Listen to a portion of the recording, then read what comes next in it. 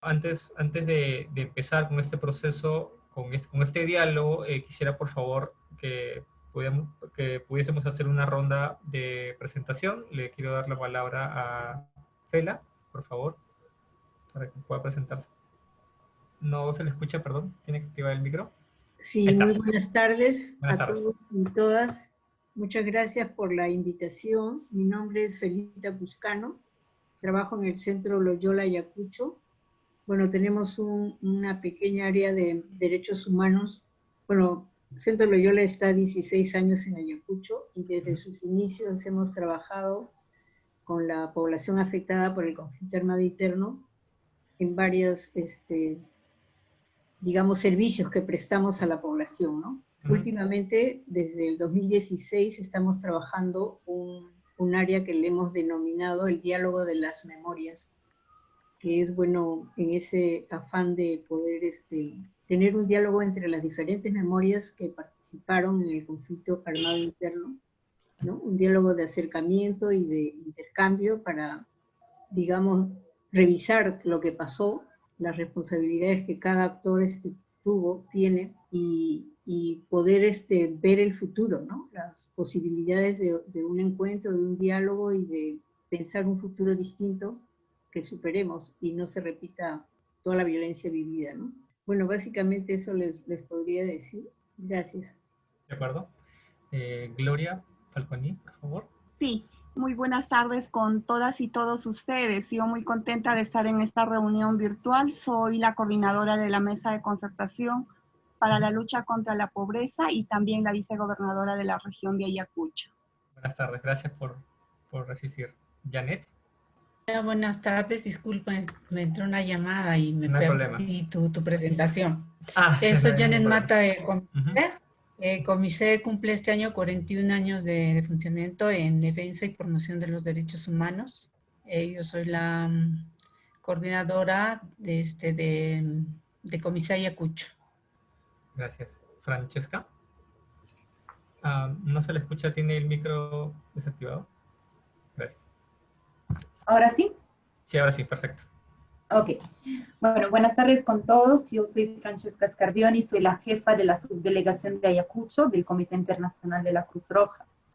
Bueno, como la mayoría me imagino saben, el Comité Internacional de la Cruz Roja lleva muchos años de presencia en el Perú y puntualmente también en la ciudad de Ayacucho. Y dentro de nuestras actividades tenemos un programa en específico que es el programa de apoyo a familiares de personas desaparecidas durante el periodo 80-2000. Entonces, en el marco de mis funciones, bueno, yo también veo parcialmente las actividades inherentes a este programa y toda la acción, sobre todo en el departamento de Ayacucho y en los aledaños. Sin embargo, también tenemos digamos, un departamento en la ciudad de Lima con unas colegas mías que quizá de repente en algún momento podrían sumarse a estas conversaciones, porque ellos puntualmente trabajan en este programa, y entonces tienen, creo, también bastante conocimiento o posibilidad, ¿no?, de aportar a este diálogo. Pero bueno, por lo pronto estoy yo hoy día y también muy, muy contenta de poder participar. De acuerdo, muchas gracias, Francesca. Finalmente, Ernesto. Hola, buenas tardes con todos y todas. Para mí es un gusto poder participar y compartir esta reunión con ustedes sobre un tema tan como son los procesos de diálogo, debate en torno a la memoria, ¿no? Bueno, como saben, APRODE ha acompañado por mucho tiempo a las víctimas del conflicto armado interno.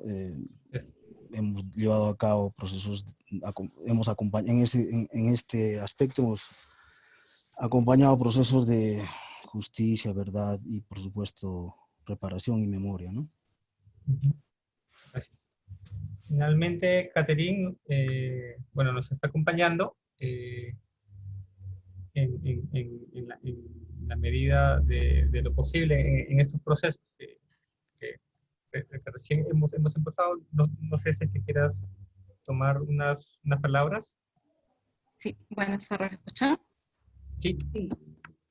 Buenas tardes, ¿qué tal? Un gusto saludarlos y saludarlas a todos aquí presentes en esta segunda reunión de socialización de los lineamientos para construir un Plan Nacional de Memoria, Derechos Humanos y Cultura de Paz, agradeciendo a IDEPUC que nos está apoyando en este gran esfuerzo. Es una demanda que sabemos que como Estado lo tenemos pendiente desde hace mucho tiempo atrás. Ahora al fin se está iniciando el camino para que sea concreto, ¿no?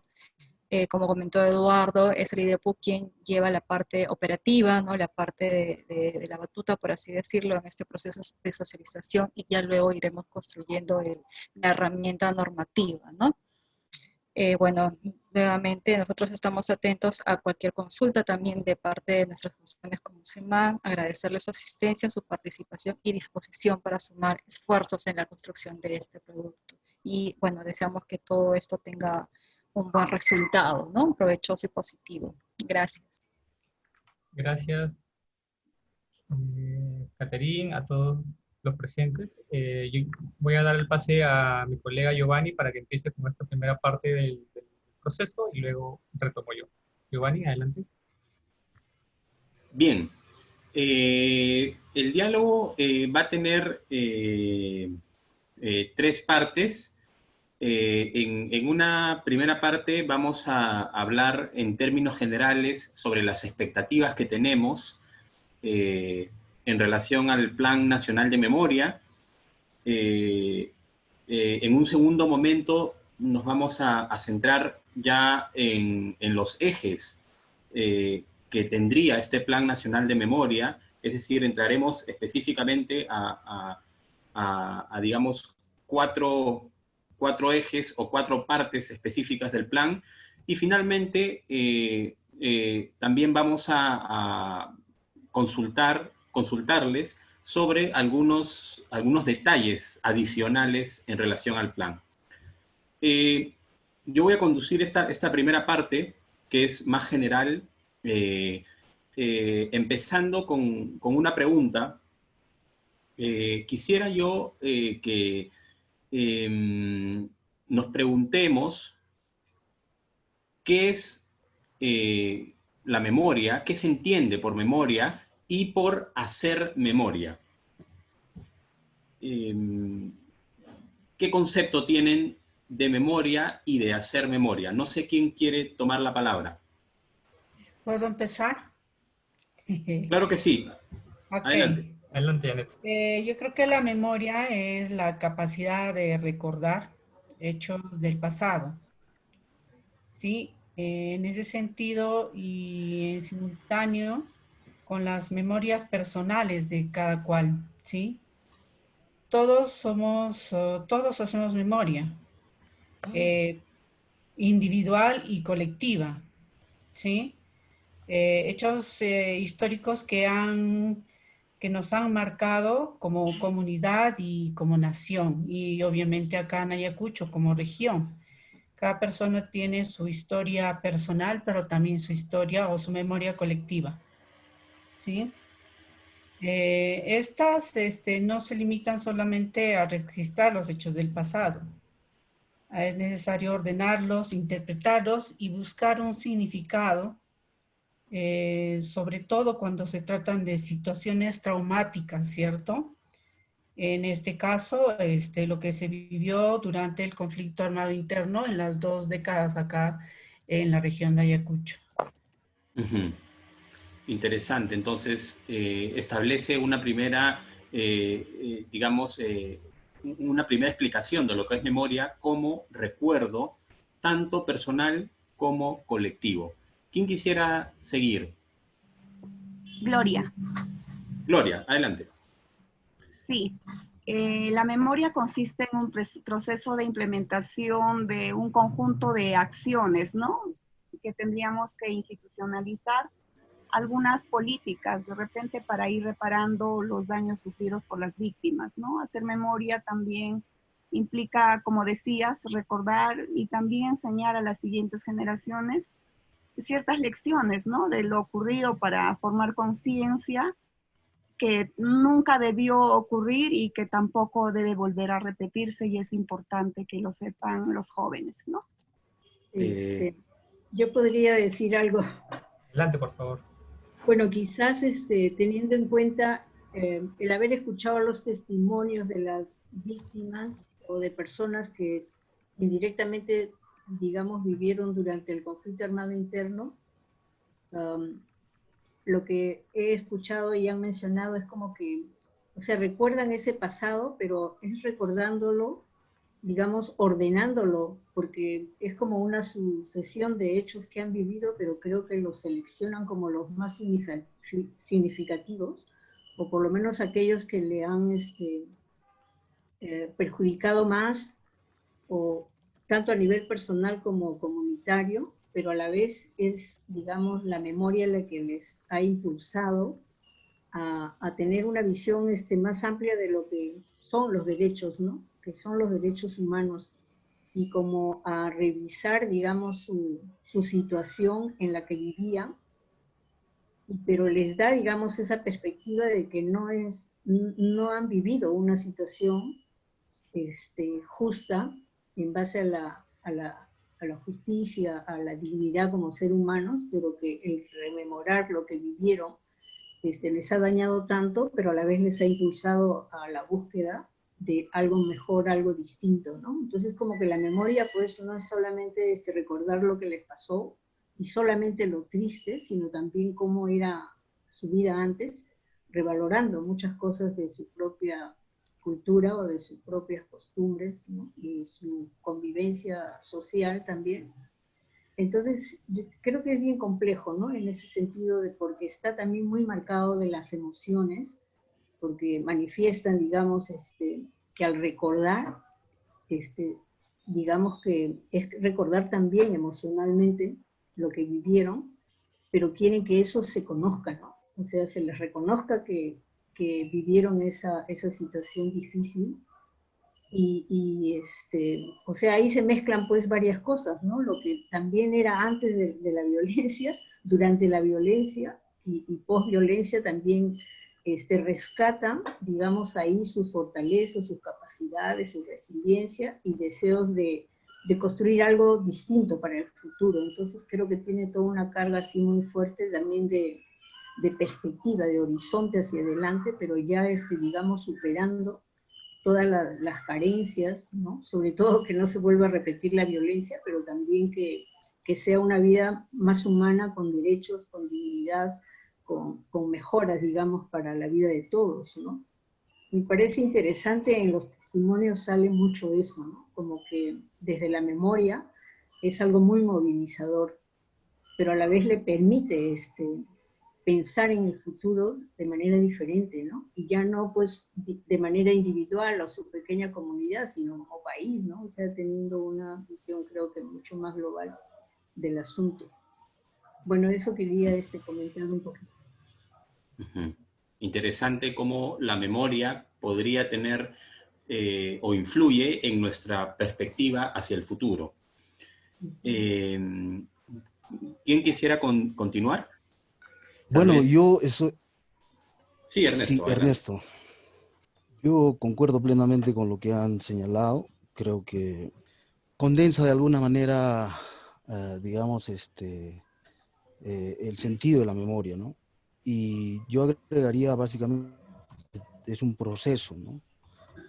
Es un proceso, digamos, constante de búsqueda de significación de una experiencia, ¿no?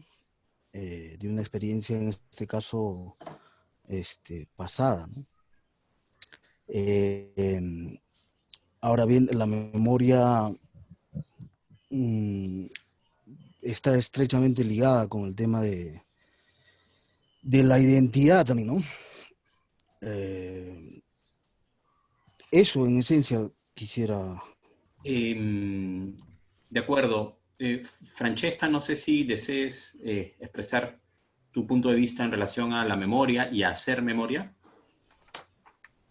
Bueno, creo que todos los comentarios anteriores fueron bastante completos. O sea, añadir nada más que para hacer memoria, creemos que es necesario y fundamental que las víctimas o que las personas involucradas en los hechos sucedidos puedan tener un papel realmente protagónico, y un papel protagónico sin caer, digamos, en el riesgo de una revictimización, ¿no?, de estas personas. Entonces, como que creo que el enfoque o el objetivo último que se tiene que tener en este proceso es que realmente las personas directamente involucradas puedan no solamente ser consultadas, sino que también escuchadas y tener realmente un papel principal, fortaleciendo, o más bien, digamos, intentando darle digamos, otro giro o otra lectura, ¿no?, también a sus historias, y rescatando también toda la resiliencia, básicamente, que estas personas han ido demostrando y a lo largo de todos estos años, ¿no? Entonces, solamente, digamos, sin enfocarse solo en los aspectos, como decía la señora Fela, negativos o tristes, digamos, de todos los hechos sucedidos, sino que realmente rescatando estas calidades y estas capacidades intrínsecas que estas personas han demostrado tener. De acuerdo, de acuerdo. Francesca hablaba de, digamos, de hacer memoria. Y yo quisiera que colectivamente hagamos una lista de las formas de hacer memoria que tiene la sociedad. Esos mecanismos que se ha creado desde el Estado o desde la sociedad civil para hacer memoria. ¿Cuáles recuerdan ustedes? ¿Qué formas hay para hacer memoria? Bueno, hay diversas formas, ¿no? A mí me sorprendió mucho la misma CBR cuando hizo el Yanapac, ¿no? Cuando presentaron las fotos, realmente fue muy impactante. Y ha marcado mucho que hasta ahora, los que hemos visto o hemos pasado la voz a las personas que vayan, era como realmente hacer memoria teniendo en cuenta el lugar, el contexto, la población, los sufrimientos, o sea, la fotografía captaba mucho todos esos detalles, ¿no? Que digamos, en la memoria de las personas está, porque han sido fotos claves, digamos, ¿no? Pero también se han dado, pues, documentales. En Ayacucho, se han hecho exposiciones fotográficas o videos o documentales, pero también pequeños museos, ¿no?, que han empezado en los mismos comunidades, ¿no? O sea, porque ellos tienen objetos, ¿no?, que les recuerdan, digamos, esos tiempos. Entonces, un museo también como el de Afacet, que es mucho más logrado y está en la misma ciudad, ¿no? Pero también hay en pueblos en Totos, o un monumento, o unos nombres de las calles, etcétera. Son diversas formas, ¿no? El teatro, las mismas retablos de Dilberto, ¿no? Y los dibujos también que él ha recogido en Chungui. O sea, hay una variedad increíble que cada vez como que se presentan y lo recuerdan, y yo creo que es muy, muy variada, ¿no?, la forma, y que habría que rescatar más, porque también los testimonios son memoria viva, ¿no? Y claro, la gente ha dado muchísimos testimonios y hay muchos todavía por dar en los distintos pueblos, ¿no? Creo que cada uno de los pueblos tiene su propia memoria, porque no todos vivieron lo mismo, pero es también muy importante que se tenga en cuenta desde ese nivel más comunal, local, distrital, regional, hacia lo nacional, ¿no? Creo que por ahí también que sea desde abajo hacia arriba, ¿no? Que se pueda tener en cuenta todas esas iniciativas de memoria que hay y que van surgiendo, ¿no? Porque van surgiendo una serie de gestos también, el sembrado de árboles o los lugares de memoria, las plazas, los monumentos, gestos, ¿no?, que son muy significativos. Eso podría decir. De acuerdo. Felicita ha nombrado una serie de lugares o de formas, en realidad, de hacer memoria. ¿Qué otras formas recuerdan los demás participantes? ¿Puedo intervenir? Sí, adelante. Yo creo que hemos experimentado a lo largo de todo este tiempo distintas formas y perspectivas de hacer memoria. Por ejemplo, podemos decir una memoria académica, ¿no? Desde los historiadores, los científicos sociales, el propio RUP, ¿cierto? Digo, la propia Comisión de la Verdad y Reconciliación es un modo de hacer memoria, ¿sí? En esa medida también hay memoria, como habíamos dicho, la memoria que hacen las instituciones o las organizaciones de afectados, como ANFACEP. Es un modo de hacer memoria, ¿cierto? Eh, Luego podríamos decir que los propios sobrevivientes y familiares de víctimas también desde su lado, desde su modo de actuar, desde sus demandas, es un tipo de hacer memoria. Obviamente que también tenemos el lado de las asociaciones o los organismos de defensores de derechos humanos también tienen su modo de hacer memoria, ¿sí? Se han experimentado, obviamente, recogiendo datos, haciendo procesos de registros de sitios de entierro, de ubicación de familiares, de testigos, de acompañar en sus demandas, en la judicialización de sus casos, también creo que es un tipo de hacer memoria. En esa medida creo que podemos de repente, si queremos hacer una selección o una clasificación de tipos de memoria, podemos decir que hay tipo de memoria pues, académica, que va de todo lo ya estudiado por personas especializadas, y el otro que puede ser un poco más propio de cada individuo y agrupado de repente ellos en asociaciones de afectados, y lo otro de los defensores que acompañan a estos familiares. De acuerdo. Entonces es otra perspectiva distinta a la de Janet. ¿Alguien que desea aportar algo diferente? Sí. Eso, adelante. En principio yo creo que Sí, adelante, adelante. listo. Lo que quería decir es que, bueno, un proceso de memoria no es un proceso, lineal, ¿no? Es un proceso que, digamos, está en constante transformación, ¿no? En permanente disputa. Y en esa medida, pues, comparto con lo que han señalado, hay diferentes tipos de memoria. Creo que Janet lo ha mencionado, efectivamente, el hacer, los procesos judiciales también son actos de memoria, ¿no? Y bueno, el silencio también es un acto de memoria, ¿no? Que permanentemente a veces no se entiende eso, ¿no? Entonces, señalo de que la memoria siempre es un proceso, digamos, no es un compartimento estanco, sino es un proceso, digamos, en constante construcción, ¿no? Uh-huh. Claro, claro, es complejo. Incluso Ernesto menciona los procesos judiciales como una manera de recordar o de hacer memoria. ¿Alguien más que desee recordar otra manera que ha identificado la sociedad para hacer memoria?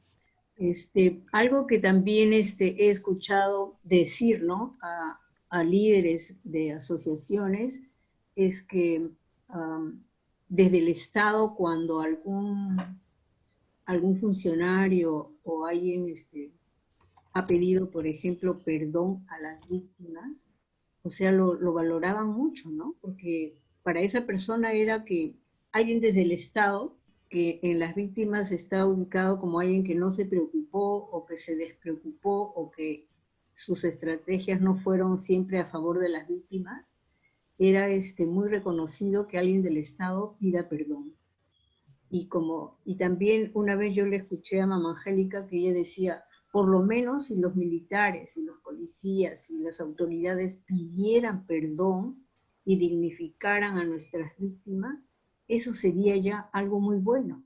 Pero nunca quieren reconocernos como víctimas, pero tampoco reconocen que el Estado falló, ¿no? Entonces creo que también esos gestos son parte de la memoria, ¿no? Porque creo que es importante tener en cuenta que, bueno, decimos un plan nacional de memoria, pero en realidad estos 20 años tiene diferentes memorias, ¿no? Desde los grupos alzados en armas, las víctimas, las autoridades, la sociedad civil, los que fuimos espectadores, etcétera, tenemos una memoria desde nuestro punto de vista, y entonces creo que también ahí es complejo el asunto, pero que es importante tener en cuenta esas diferentes memorias, ¿no? Sobre todo cuando en las comunidades acá, por ejemplo, las asociaciones de desplazados de Tambo, ellos plantean que si es posible hacer un diálogo entre los diversos representantes de las memorias que estuvieron durante el conflicto armado interno, un diálogo en el que cada uno pueda decir su memoria, ¿no? Decir su recuerdo, decir su experiencia, decir sus responsabilidades durante ese tiempo, porque serían como pasos para una nueva convivencia, ¿no? Para superar, digamos, situaciones de conflicto que están ahí como muy tapaditos, pero que en cualquier momento puede surgir nuevamente la violencia, ¿no? Ellos lo ven por ese lado. Y creo que es muy pertinente eso, ¿no? Cuánto tenemos en cuenta las diferentes memorias del conflicto armado interno, y ahora cuál es digamos, la manera de abordarlos, ¿no? Y ahora justo pensando en un plan nacional de memorias, ¿no? Uh-huh. Es interesante. Sí, adelante.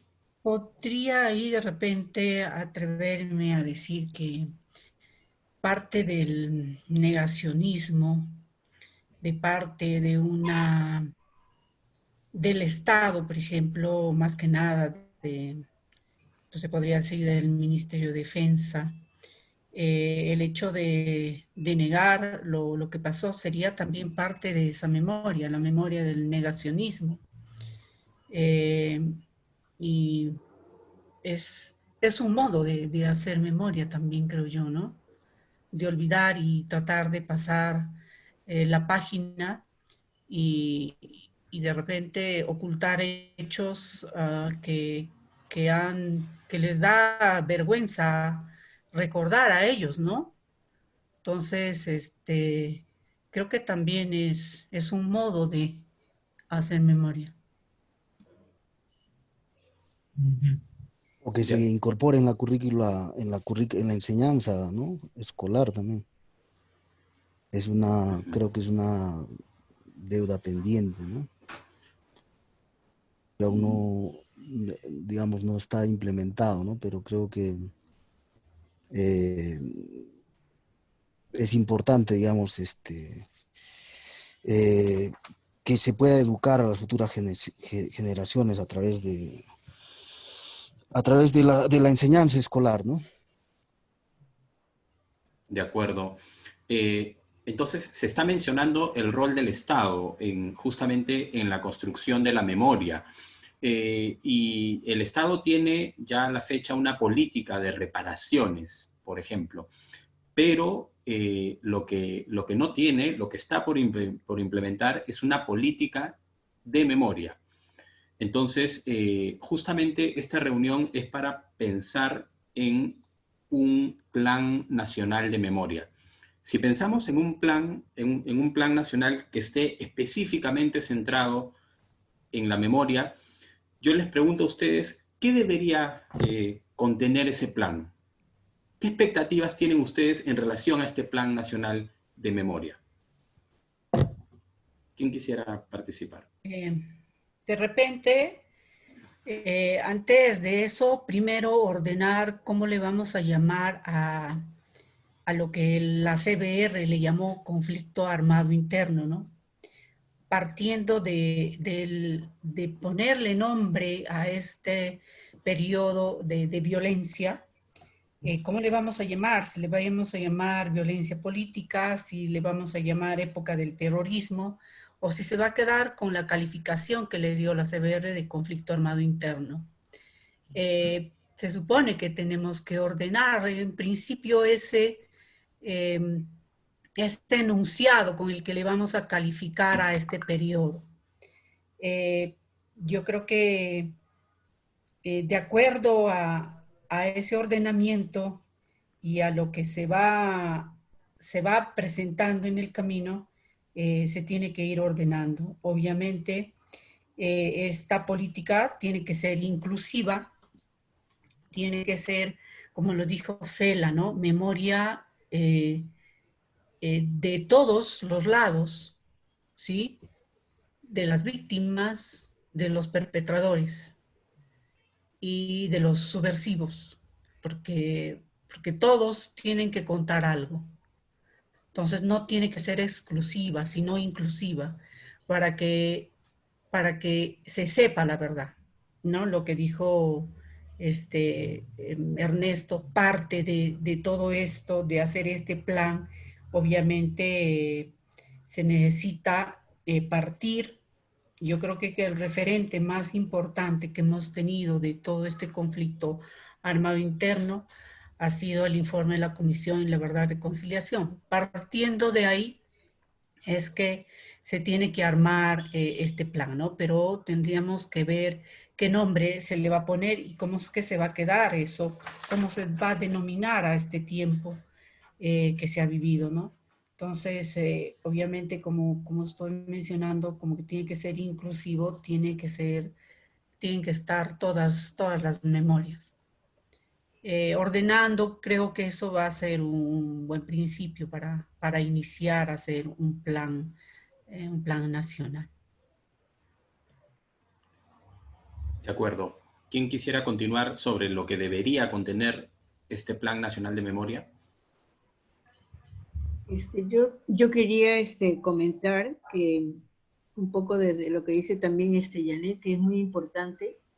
O sea, la CBR tiene un rol gravitante en todo esto, porque creo que es como, o sea, ha elaborado, ha formulado, ha difundido lo que ocurrió, y es de manera oficial lo que ocurrió en esos 20 años, ¿no? Entonces, a mí me parece que es clave ese rol de la CBR y lo que ha significado, digamos, todo lo que contiene, ¿no? Esos tomos de la CBR. Y entonces es muy importante tener en cuenta, partir de ahí, porque hay que hacer el seguimiento de las recomendaciones de la CBR, ¿no? O sea, debería recogerse, ¿no? Esas recomendaciones que ha dado la CBR a nivel de nuestra sociedad, de las instituciones, de los aspectos más administrativos también, ¿no? O sea, porque sería, digamos, una política pública, ¿no? De memorias.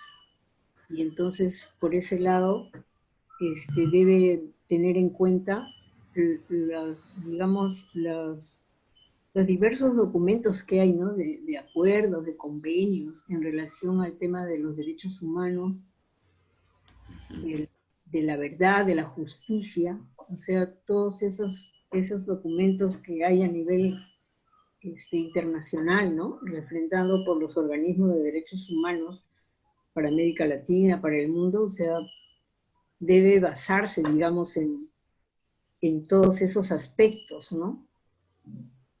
Si bien es un plan nacional, también recoger, digamos, los aportes de otras naciones, de otros países donde han formulado sus planes de memoria.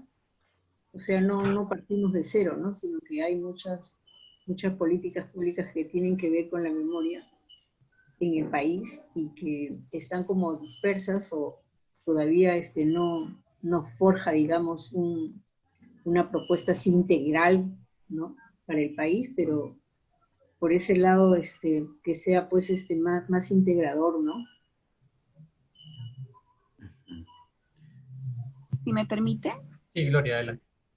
Sí, el Plan Nacional de Memoria, como sabemos, va a permitirnos establecer políticas nacionales para culminar con el proceso de reparaciones, ¿no? Y como ya decía Pela, se tiene el informe de la Comisión de la Verdad y la Reconciliación, en los que hay varias recomendaciones que en realidad no han cumplido los 3 niveles de gobierno, ¿no? Entonces tendríamos que evaluar esto y también recurrir a los informes defensoriales de la Defensoría del Pueblo, que también han ellos evaluado, ¿no? Entonces, a partir de todo eso, y bueno, pues a partir de eso también incidir en construir una sociedad que sea capaz de recordar estos hechos y enfocarse en un futuro libre de violencia, con una cultura de paz adecuada, ¿no?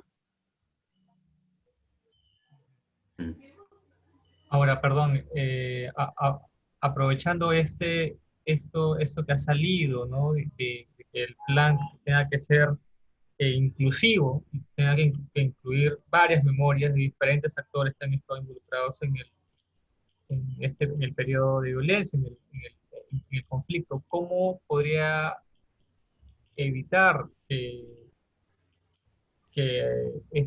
algunas de estas memorias atenten contra el respeto y la dignificación de las víctimas del periodo de violencia? ¿Cómo hacer para que a partir de la pluralidad de memorias existentes no se termine menoscabando aún más los derechos de las víctimas? Yo creo que una manera de construir, como dice Gloria, una cultura de paz, tiene que empezar por el sinceramiento, ¿sí? Mientras tengamos la cultura del negacionismo de este periodo por parte de los actores, entonces no se va a poder construir una memoria responsable. En esa medida va a ser muy importante la capacidad que tengan los involucrados en este periodo del conflicto, más que nada, digo yo, de parte de las fuerzas del orden y del grupo alzado en armas, quienes tienen que tener la responsabilidad y de reconocer sus errores para construir a partir de ese sinceramiento una verdadera historia inclusiva y como vuelvo a decir, ¿no? Responsable, porque en base a mentiras creo que no se puede construir ninguna historia que sea fiel, fidedigna, o que tenga su valor adecuado, ¿no? En esa medida creo que no sé si es soñar de que pueda haber ese sinceramiento de parte de los actores, ¿no? ¿Alguien más quería mencionar algo al respecto? Si no, seguimos. O sea, yo creo que sí es un desafío, ¿no? Es un desafío. Claro. Con qué personas, qué representantes de cada una de las memorias entramos en un diálogo, como dice Janet. O sea, sería un diálogo, digamos, de apertura, de querer pensar en el país desde reconociendo, digamos, ¿no? Cuáles son las responsabilidades que corresponde a cada memoria, porque se dieron una serie de situaciones, límites, difíciles, pero si queremos escuchar la otra memoria, tendría que ser pues basado en el respeto y en la verdad, ¿no? Lo que dice Janet. Y realmente la verdad tiene que estar, digamos, como un criterio, ¿no?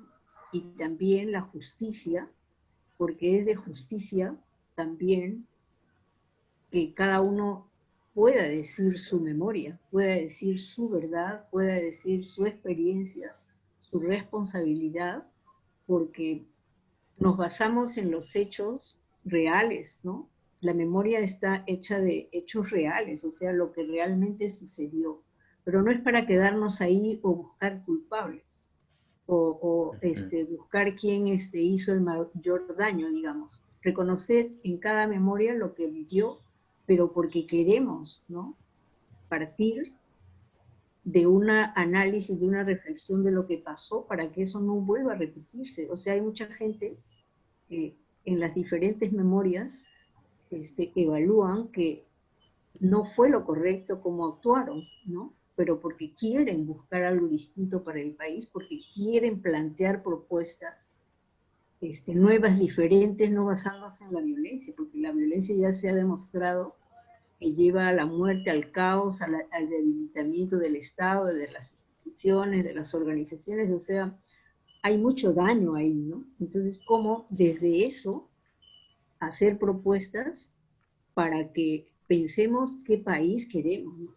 Claro, ahora nosotros estamos hablando del conflicto armado interno, pero también estamos en un contexto de pandemia, ¿no? Nos retrata en nuestro país cómo está, ¿no?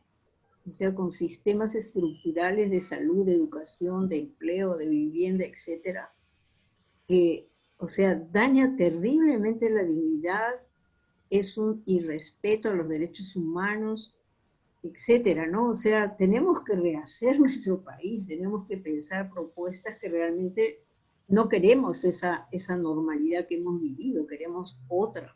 Y yo creo que por eso es mucho más exigente y más realista, ¿no?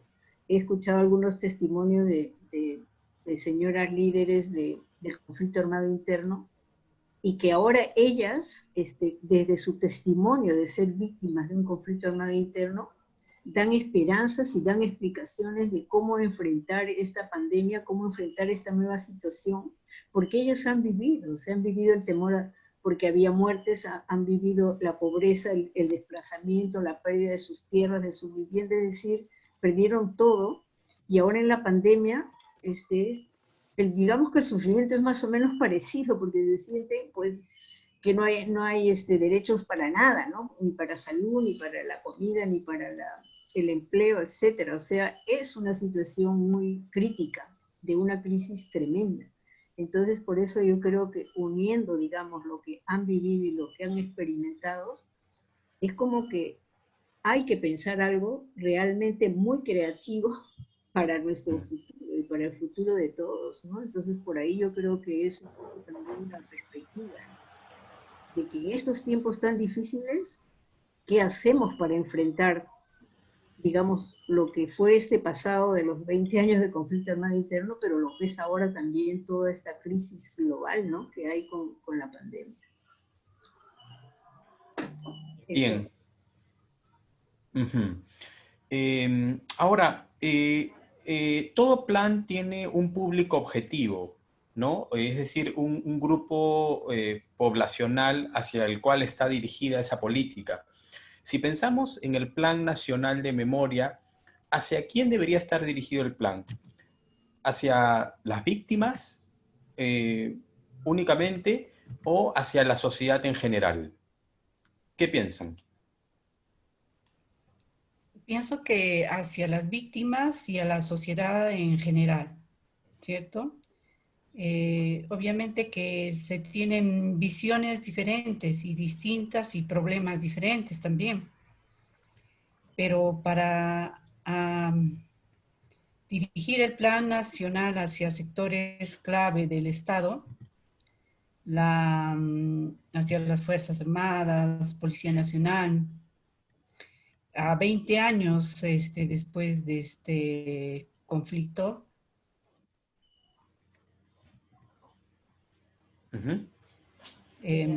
es necesario que te digo, que se haga un plan dirigido a todos los peruanos en general. Obviamente que la lectura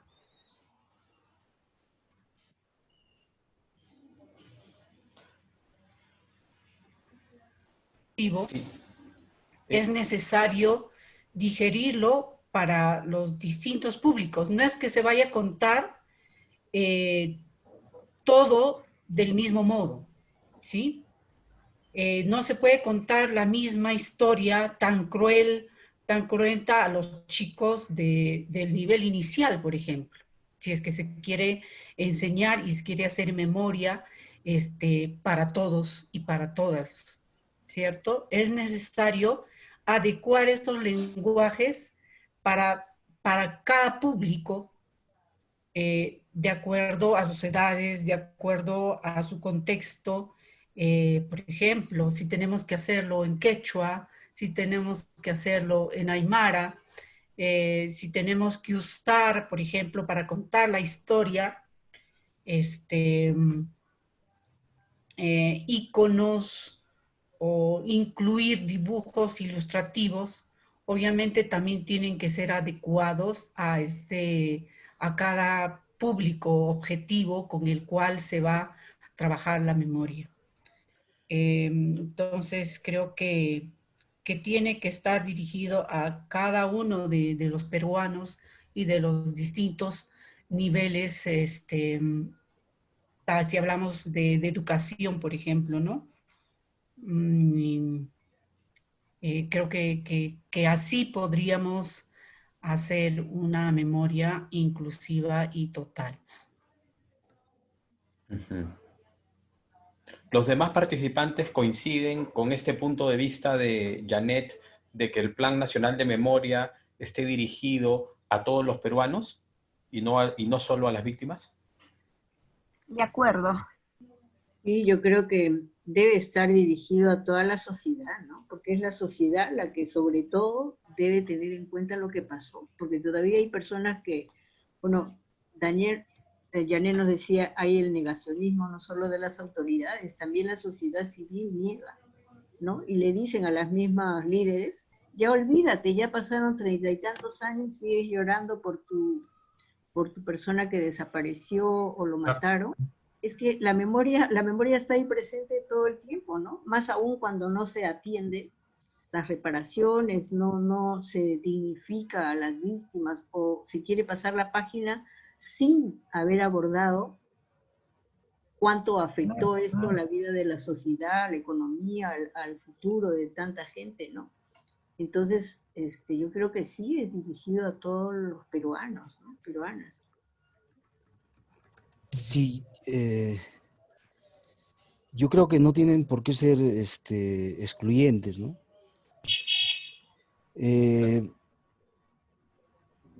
Sin duda, digamos, el proceso de memoria es un proceso sumamente complejo, ¿no?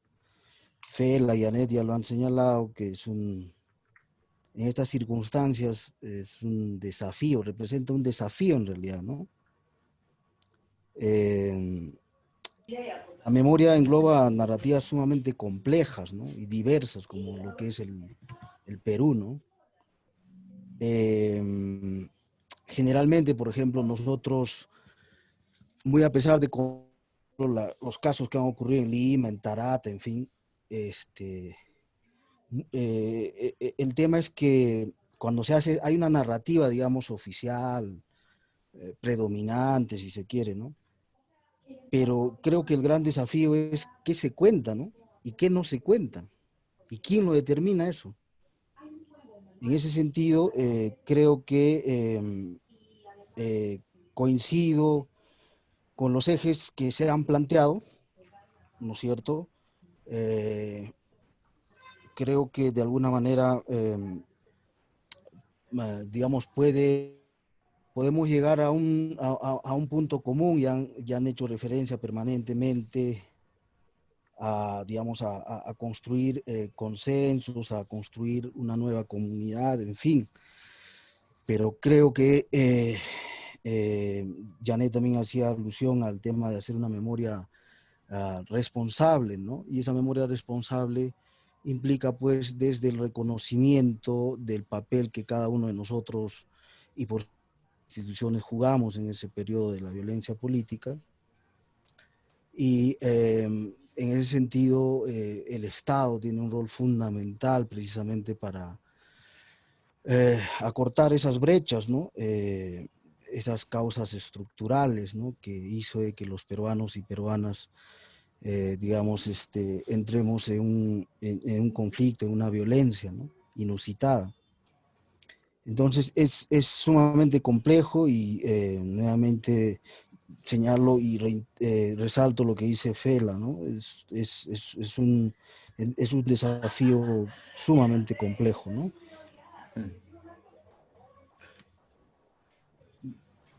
De acuerdo.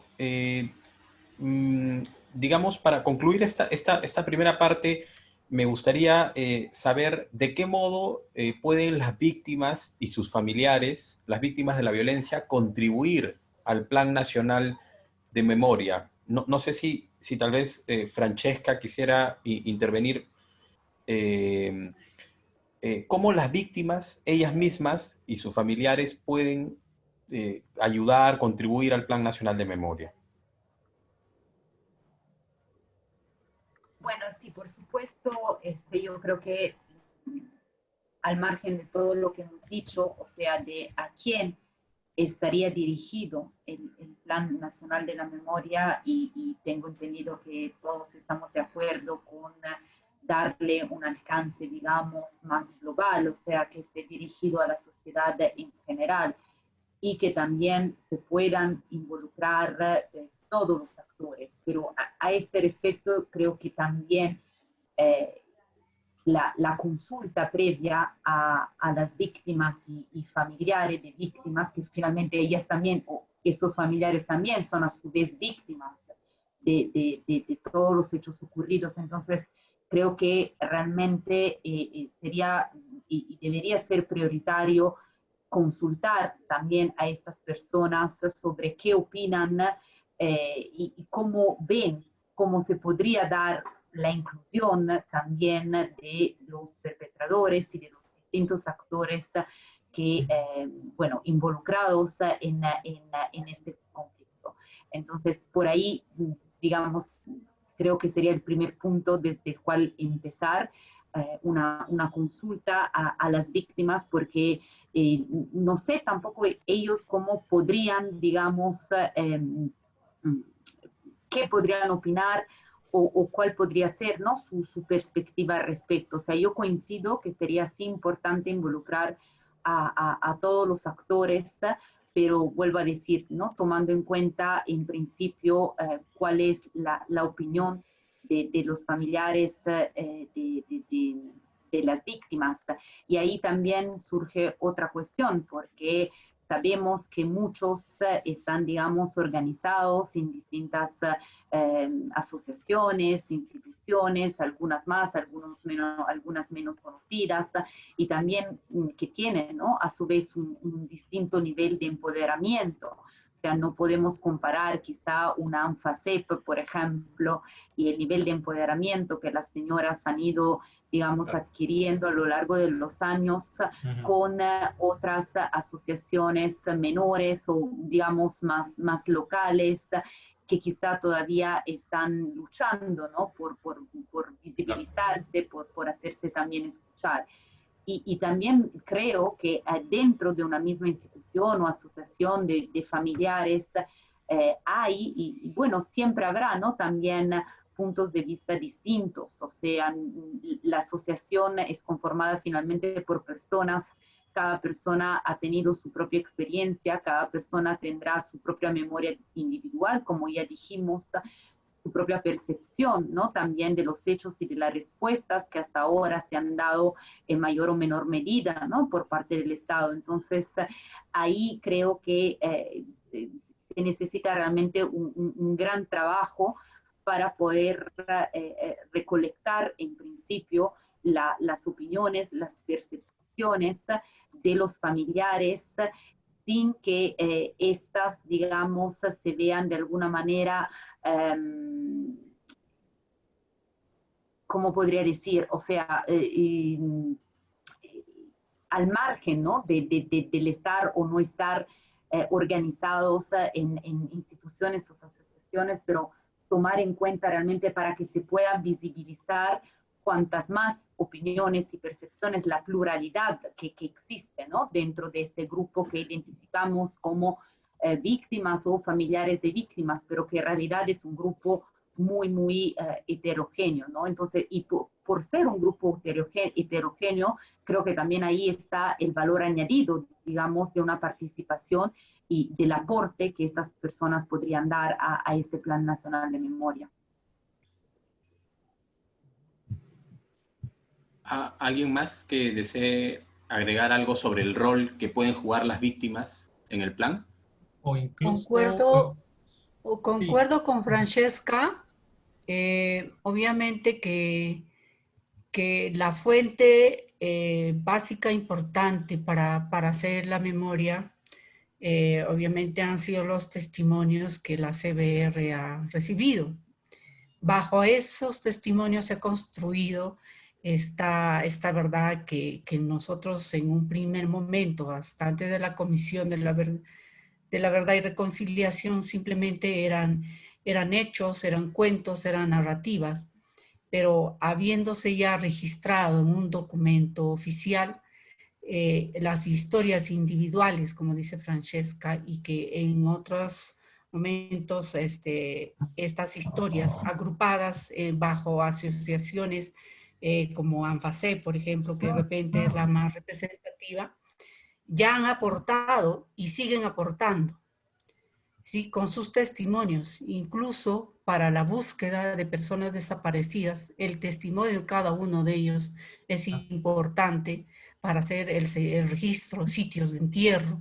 Entonces, ellos ya están aportando y lo han venido haciendo desde el año 83, 84, que son las primeras intervenciones de las madres de ANFACEP.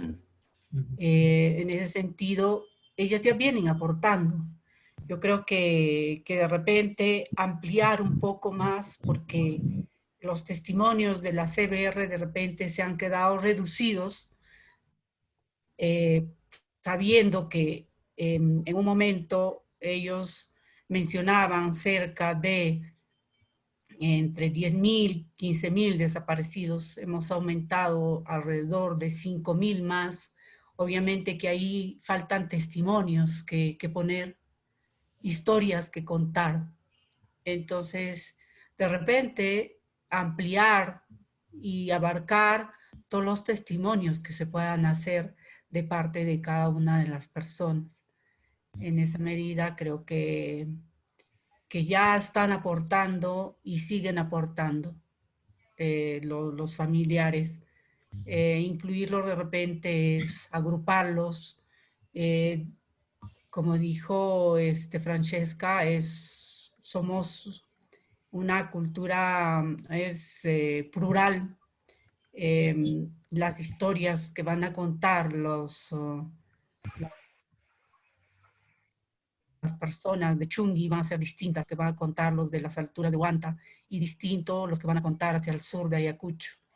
Entonces, de repente, agruparlos, zonificarlos para conocer todas las historias, de acuerdo a su geografía, a su contexto y a lo que les tocó vivir en su momento.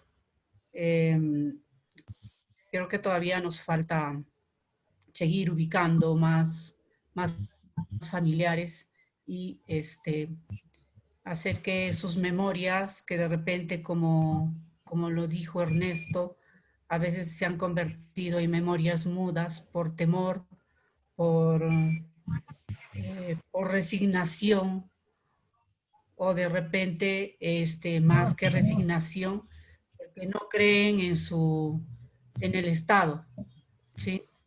Y dicen, ¿cuento para qué si no me van a hacer caso? Si no voy a encontrar justicia. Hay que tratar de buscar esas memorias calladas y hay que contarlas también. Yo también quería decir que estoy de acuerdo con lo que Francesca y Janet están diciendo en relación a que es a partir de las víctimas, ¿no? De los familiares de las víctimas, que algunas están organizadas, muy bien organizadas, otras también están en los pueblos, que de repente todavía no tienen una voz así pública como ANFACEP o como asociaciones de desplazados, pero sí recuerdo que una promotora nos comentó varias anécdotas en relación cuando se hacía el registro único de víctimas, ¿no? Ella decía, mira, hay tanto que escuchar a las comunidades, a las poblaciones que están al interior en Ayacucho. O sea, conocemos unas cuantas que están organizadas y tienen una voz más pública, pero en los pueblitos, en las comunidades, hay gente que quisiera decir lo que vivió, tiene su memoria, tiene sus puntos de vista también.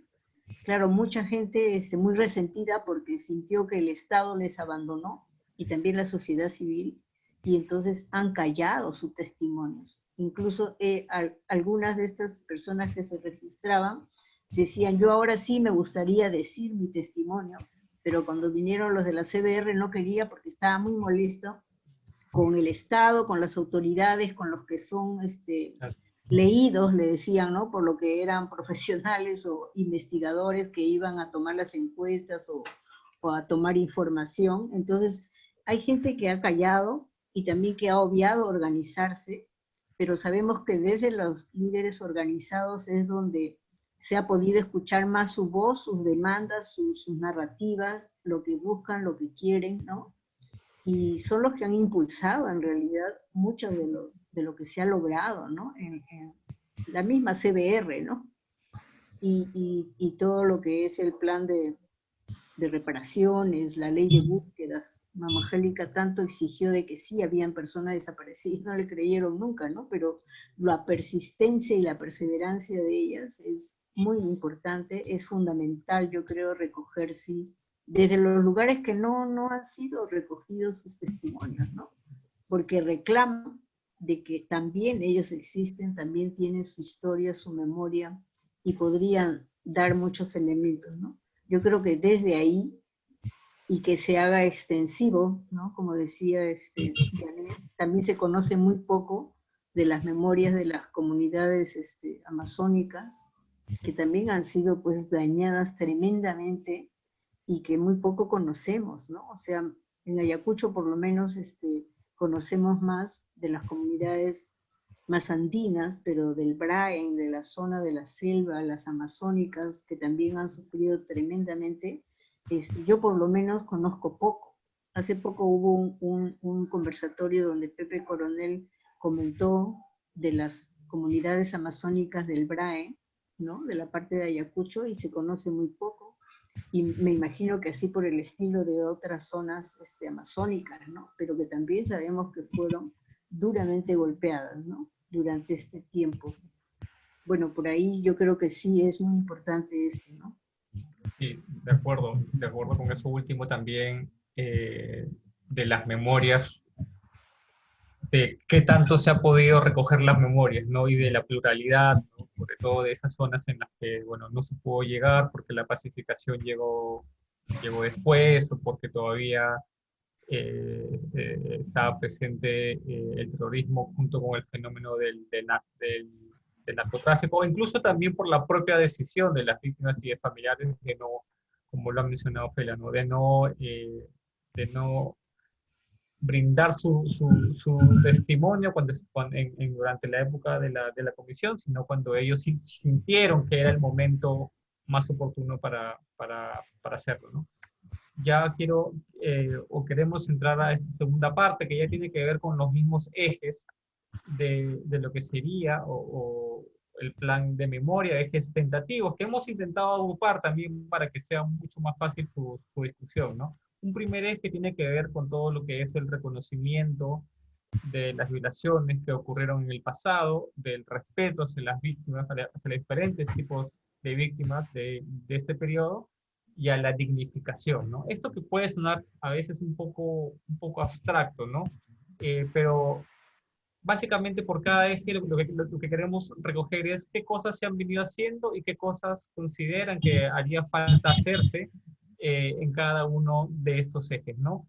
Y si para empezar está bien que haya ese eje, o si en realidad deberían ser otros los ejes, ¿no? Entonces, ¿qué experiencias conocen, sobre todo en Ayacucho? Porque principalmente todos los presentes viven ahí y han realizado acciones ahí. ¿Qué experiencias en Ayacucho se conocen respecto a que se han hecho para reconocer las violaciones que hubo en el pasado y para reconocer a las víctimas, y si han sido suficientes.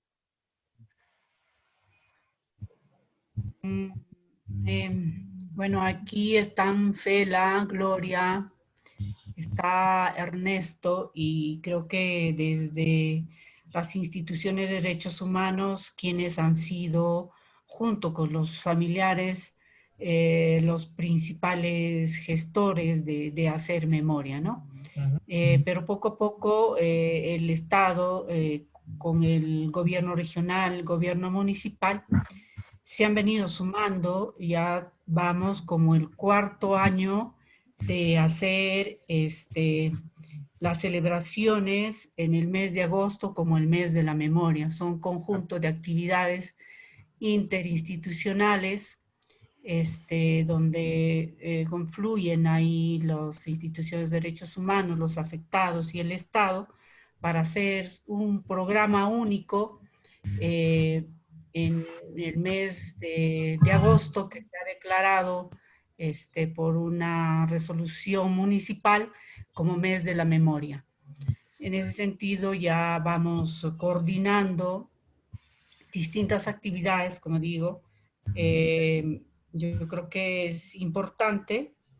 Se ha institucionalizado este mes, que empieza generalmente entre la primera semana de agosto y termina el 2 de septiembre con el festejo del aniversario de ANFACEP, ¿no? De la creación de ANFACEP.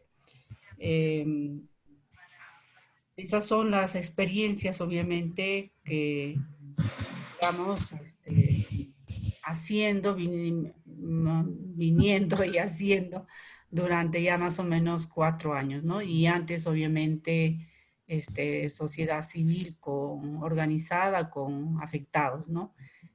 Lo que sí podríamos hacer, obviamente que esto es centralizado en Huamanga, Ayacucho, pero sería muy buena idea descentralizar estos festejos, ¿no?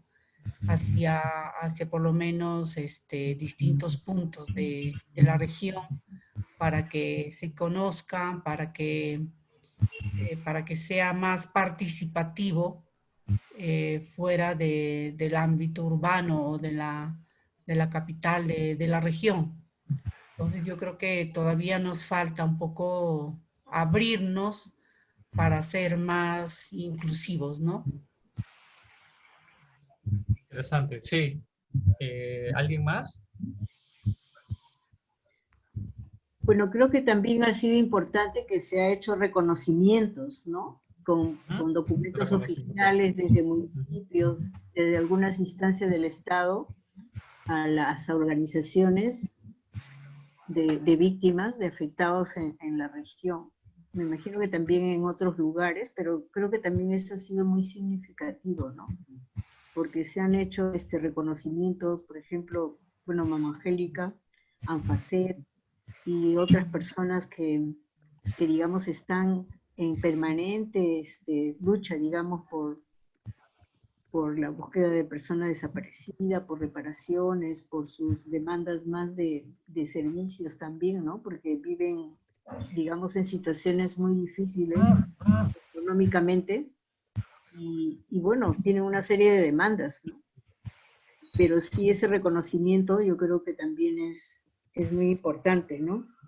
Y luego la participación en otras celebraciones, ¿no? Lo que Janet señala es una de las celebraciones muy importantes, pero también hay otras que ya como que se van institucionalizando, aunque no haya un documento, pero, por ejemplo, los aniversarios de estas instituciones, donde ellos tratan de resaltar, ¿no? Lo que pasó, mostrar lo que pasó, pero también sus logros, ¿no? Porque lo que se quiere es que haya una difusión, una promoción, una defensa de los derechos humanos y que no se vuelva a repetir todos estos sucesos violentos y terribles que ocurrieron, ¿no? Y entonces yo creo que sí hay esfuerzos por ese lado. Claro.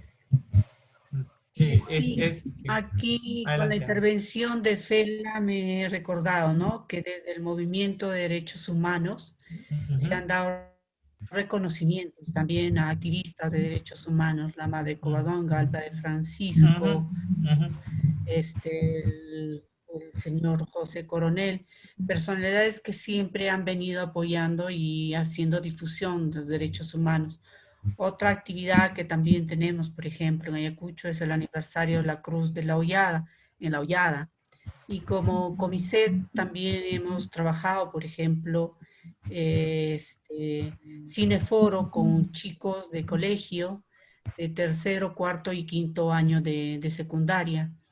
Eso dentro de las actividades que desarrollamos, ¿no? Para conocer la opinión que tienen del conflicto armado interno y cuánta información tienen de ese periodo los chicos del colegio, ¿no? No lo hacemos con chicos más pequeños porque a veces las imágenes que se ven del conflicto pueden ser muy fuertes para sus edades. Entonces tratamos de hacer con chicos de partir de tercero, cuarto y quinto de media, ¿no? Eso por ahora. Sí, yo creo que importante también el reconocimiento a personalidades que siempre han estado luchando en favor de y defensa de los derechos humanos. Claro. Sí, Ahora, si me permiten, Francesca, sí, adelante. hola, sí, solamente añadir a las experiencias que ya se mencionaron, bueno, la más importante creo, ¿no? La celebración del mes de la memoria durante todo el mes de agosto, como justamente mencionó Janet, y también añadir que, bueno, desde el Comité Internacional de la Cruz Roja, en el transcurso de los últimos años, hemos estado apoyando algunas iniciativas que se dan en el Día de los Muertos, o bueno, ¿no? En estas fechas conmemorativas de los días, del Día de los Muertos en Ayacucho. Entonces, son, digamos, iniciativas que siempre han ido surgiendo de la sociedad civil, básicamente, de asociaciones de víctimas, y solamente para mencionar la última, la del año pasado, se realizó con las señoras de ANFACEP una performance, digamos una acción artística realizada por ellas, por las señoras de ANFACEP, llamada Ain Huillacuicuna, o sea, buenas noticias. Y justamente, bueno, varios actores estuvieron involucrados, tuvimos el apoyo de la Municipalidad Provincial de Huamanga, que nos habilitó un espacio para esta performance, y también fue, digamos, dirigida por el grupo de teatro Sala de Parto. Entonces fue un trabajo, digamos, que ha involucrado de manera muy activa y muy creativa también las señoras de ANFACEP, pues se ha tratado de una performance de baile, y justamente a través del baile, del movimiento, es como ellas han logrado expresar, ¿no? sus vivencias, unas vivencias evidentemente bastante complejas, y que han sido realmente expresadas más que a través de palabras o de un discurso, a través del baile, del movimiento. Entonces ha sido algo, creo, ¿no? bastante interesante y creativo. Esta fue la última experiencia, pero hubo también otras acciones que se han ido apoyando en los años anteriores, ¿no? Entonces, al margen del mes de la memoria, pero también esta fecha que es bastante significativa, sobre todo en Ayacucho, que es las celebraciones para el Día de los Muertos. Sí, muy interesante esto que han comentado como ejemplos, pero además porque creo que ambos, o los tres tipos de ejemplos que han colocado, las acciones de reconocimiento o la instauración del mes de la memoria, que tiene un sinnúmero de actividades, o esta última muy novedosa de la performance, está tanto dirigida hacia las propias víctimas y familiares de Ayacucho, los que han sufrido en carne propia la violencia, pero también están dirigidos hacia el público en general, ¿no? Y es esto que había mencionado Ernesto, que no que el público del plan, de una política de memoria, no se contraponen, ¿no? Que está dirigido tanto hacia las víctimas como hacia la sociedad en su conjunto. Ahora, un segundo eje tiene que ver con las garantías de no repetición. Y si bien esto tiene que ver con una serie de reformas institucionales y con una serie de cambios al interior del Estado, la memoria también contribuye de alguna manera a que los hechos no se repitan, ¿no? Ya lo he mencionado en alguna oportunidad. ¿De qué manera, mediante qué acciones la memoria podría contribuir a que los hechos no se repitan y a que más bien haya un cambio en las condiciones que motivaron o que permitieron que se produjese el periodo de violencia en el país? Yo creo que todas las acciones señaladas anteriormente que se han venido dando son necesarias, pero que también creo que lo principal para garantizar este respeto a las víctimas y entre víctimas es necesario un diálogo y debate. La experiencia que está teniendo Centro Loyola, yo creo que ahí Fela va a contar estos debates de entre todas las memorias, que de repente no son fáciles de llevar porque personalmente yo tengo una experiencia ahí como afectada, como víctima, pues aparte de pertenecer a este mundo de la defensa de los derechos humanos, en ese diálogo soy víctima, ¿sí?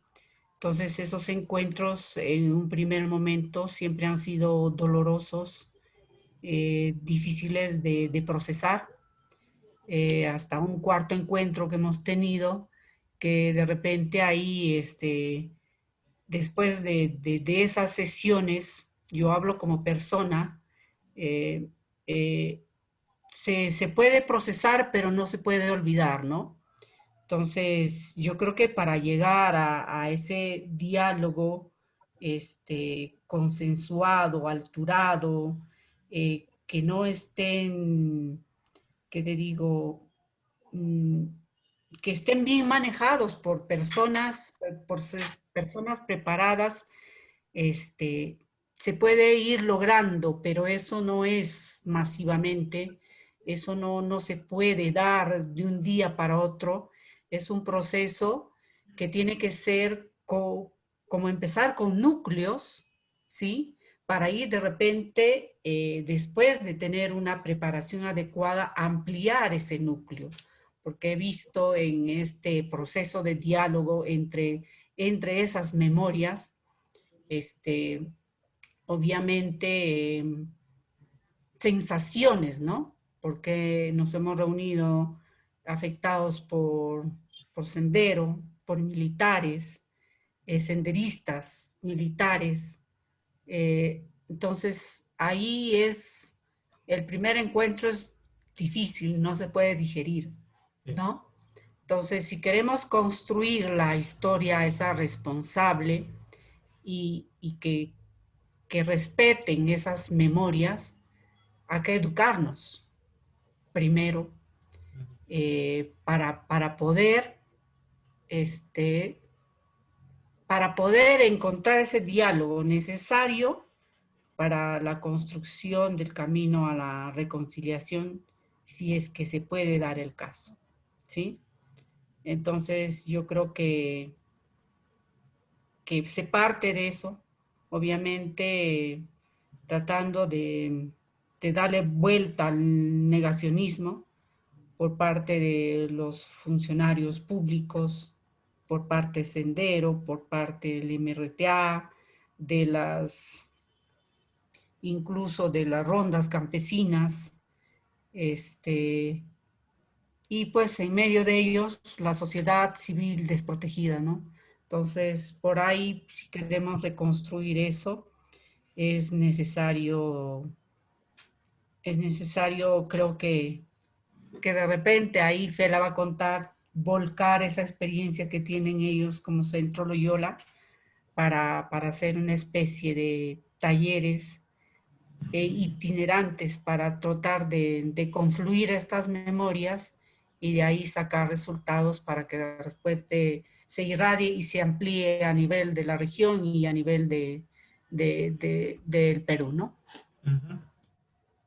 Bueno, quizás comentar que Sí, Fela. bueno, desde el Centro Loyola hemos al inicio trabajado con las escuelas de perdón y reconciliación. O sea, es una propuesta de Colombia, de la Fundación para la Reconciliación de Colombia, Sí. que son 11 módulos ahora, eran 10 módulos, pero es todo un proceso, ¿no? Para poder desde admitir que el perdón y la reconciliación son como fundamentales para generar una convivencia pacífica, relaciones armónicas entre grupos, porque digamos que el rencor, la rabia, el odio, todo eso está ahí muy presente en la persona que ha sido tan dañada en su dignidad, en su vida y ha trastocado, digamos, todo su proyecto de vida. Este proceso es con grupos pequeños, como dice Janet, ¿no? Son entre 15, 20 personas y el proceso es de 11 sesiones de 3 horas y media a 4 cada una. Entonces la persona que participa realiza ese proceso de aprender a perdonar y de generar condiciones para reconciliarse con su ofensor o ofensora. Es vivencial, o sea, es una metodología que sí, digamos, garantiza que hay un cambio tremendo, el querer asumir ese proceso para sanar las heridas que le ha dejado la violencia, ¿no? Cualquier tipo de violencia, pero sobre todo la violencia vivida en estos años en Ayacucho. O sea, esta propuesta de las escuelas de perdón y reconciliación venimos trabajando desde el 2005 y es para todo público, ¿no? Nuestra principal idea fue trabajar con las personas víctimas del conflicto armado interno, pero en los últimos 4 o 5 años recién hemos trabajado con las víctimas directamente, porque al inicio no aceptaban, ¿no? ¿Qué perdón? Decían, ¿no? ¿De qué paz me hablas? ¿De qué justicia? ¿Cómo voy a perdonar al que ha matado a mi hermano, a mi primo, a mi abuelo, etcétera? Entonces, sí es un proceso que ha costado, pero que el testimonio de los que han pasado por esa experiencia les ha ayudado y les ha marcado la vida, ¿no? Entonces, después ya es fácil porque ellos se van pasando la voz y ven que les sirve para su vida personal. Entonces, hemos hecho muchísimas, ya estamos en el número 68 de las escuelas de perdón y reconciliación. Y la otra propuesta que Janet también mencionaba es el diálogo que se hace entre las diferentes memorias. También es de grupos pequeños, o sea, entre 25 y 30 personas. Al inicio es difícil porque es, bueno, conversar con cada persona si tiene disponibilidad para sentarse con alguien que es un ex-senderista o un ex-rondero, un afectado, y en la afectación pues son múltiples las afectaciones, ¿no? Y bueno, con las Fuerzas Armadas, con los licenciados del Ejército, etcétera, todas las memorias sí es posible. Con ellos hay que preparar, como dice Janet, ¿no? Previamente, si están dispuestos a sentarse en una misma mesa para conversar. Al comienzo hemos abordado temas que no tenían nada que ver con su situación personal, sino temas generales. Y eso se ha dado en 3 oportunidades, esos conversatorios de diálogos entre diversas memorias. Pero un método que hemos aplicado en la 4ª reunión con ese grupo, que se fue ampliando y algunos cambiando, pero básicamente era el grupo inicial, se ha aplicado el método del círculo restaurativo, ¿no? Que ahí sí narran su situación personal. Implica pues primero que cada uno de los grupos, de los actores, tengan una reunión, todos los afectados, por ejemplo, una reunión donde narran su historia personal, pero asumen también sus responsabilidades y también están dispuestos a hacer algo juntos en lo posterior, si es posible, ¿no? Entonces, esta propuesta en realidad es para grupos pequeños pero es posible, o sea, es posible realizar ese diálogo para escuchar las diferentes memorias, escuchar lo que vivió, lo que les tocó vivir, porque muchos no buscaron vivir esa experiencia, pero les tocó estar del lado de los perpetradores o del lado de las víctimas, pero ¿y ahora qué hacemos con eso, no? Entonces, un líder de Tambo, él es el que ha planteado, lo tiene clarísimo, él ha sido, bueno, es afectado, también ha sido rondero, y entonces él lo que dice es, en mi comunidad, esta propuesta de diálogo, de círculo restaurativo sería muy bueno porque en mi comunidad están los que han sido senderistas, están licenciados del ejército, están los afectados, las víctimas, están los ronderos, o sea, están todas las memorias en mi comunidad.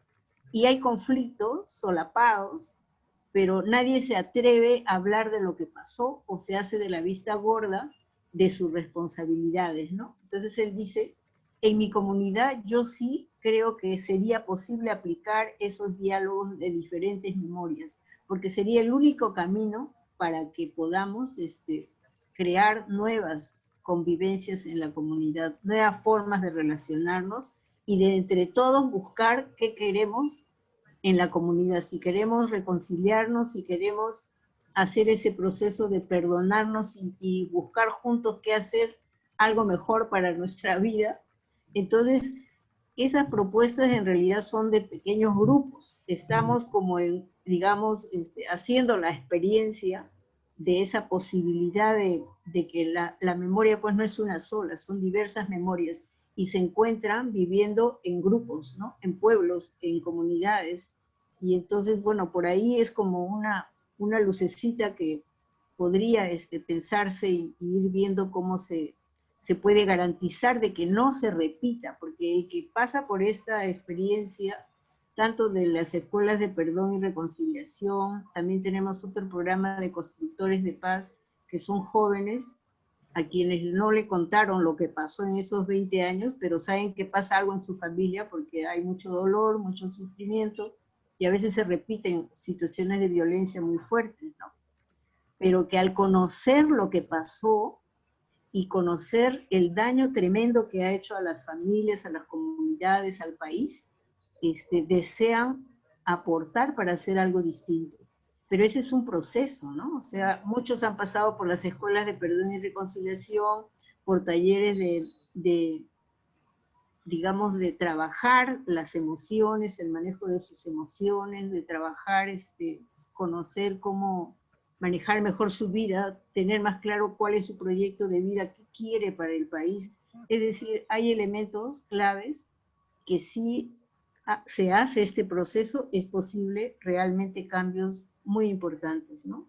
Y visiones hacia el futuro muy significativos de cambio, ¿no?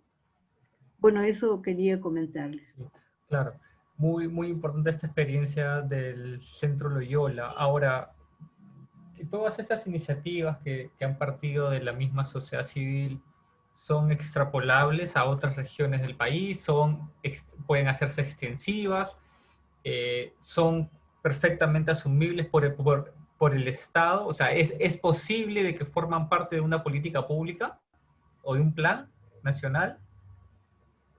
Bueno, nosotros analizando lo de las escuelas de perdón y reconciliación, por ejemplo, nos plantearon desde el gobierno regional si podíamos realizar este programa, bueno, hace varios años atrás, pero los límites que ven es que nuestros grupos son de 15 a 20 personas, o sea, son grupos pequeños. Claro, la propia metodología es para trabajarla con grupos pequeños. Pero claro, tendrían que ser simultáneos un montón de grupos. Claro, lógico. Porque el Estado te programa si es que hay 100, 200, 300 personas, claro, para dar estos talleres, ¿no? Pero igual sería en el caso de los círculos restaurativos, son aplicados así a pequeños grupos, ¿no? No masivamente, salvo que hubieran personas preparadas para hacer simultáneamente varios de estos grupos y alcance, digamos, esas metas más altas, pero como todavía esto va como un aprendizaje, un ensayo de ir viendo porque hay que ser muy cuidadosos en cada parte de estos talleres, porque es con personas que estamos trabajando, ¿no? Y con personas que están afectadas. Exacto. Entonces sí es muy delicado, se requieren muchos factores, tenerlos muy claros, muy precisos, y las ayudas también de cualquier cosa que pueda suscitarse, etcétera, ¿no? Sí, ahora, ¿cómo debería intervenir no solo el Estado a nivel central, sino los gobiernos regionales y los propios municipios y otras entidades del Estado a nivel más local? De repente Gloria, con su experiencia dentro del gobierno regional, de repente podría darnos mayores luces de cómo puede participar el Estado en estas instancias subnacionales. Sí, en realidad los gobiernos regionales y los gobiernos locales, por estar más cercanos a la población, tienen la capacidad, ¿no?, para implementar acciones y también ejecutar proyectos, ¿no?, con recursos públicos. Entonces aquí sería importante también sensibilizar a las gerencias de desarrollo social o de desarrollo humano y también a las oficinas que evalúan, ¿no? Porque en realidad todo el mundo le da atención a las obras de infraestructura nada más y no a ese tipo de proyectos, ¿no?